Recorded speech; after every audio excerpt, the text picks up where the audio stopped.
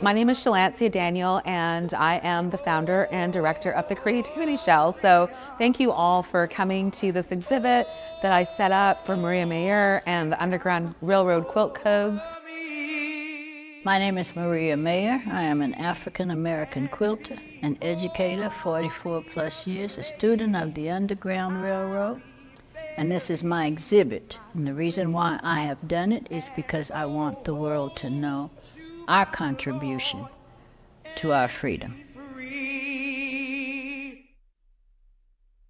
It was very hard for runaways to stay in the North and feel free because of the 1850 slave law. And just think about how families were separated, took children from their mothers, took brothers from their sisters, took husbands from their wives. I was very interested in her taking the log cabin, came from ancient Egyptian mummies, and then a lot of the other symbols, like Drunkard's Path and the African American history on that from Africa. It was amazing to see it all go back in time and then to bring it forward and how it was used by them for their symbols. There's no written proof that these codes really exist, because ours is a what? Oral history. I think it's a smart way of communication, because if some people couldn't understand it, but the people that you're giving the message to could, then it's an easy way to communicate.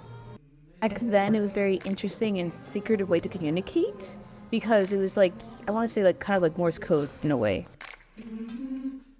Underground Railroad and the entire movement would not have happened if we weren't working together with both Black and white people coming together for a common good and for a common goal.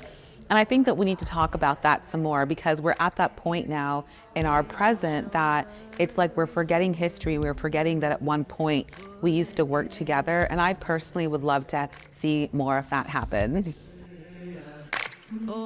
Enslaved blacks and free blacks worked on boats on the rivers and also along the eastern seaboard.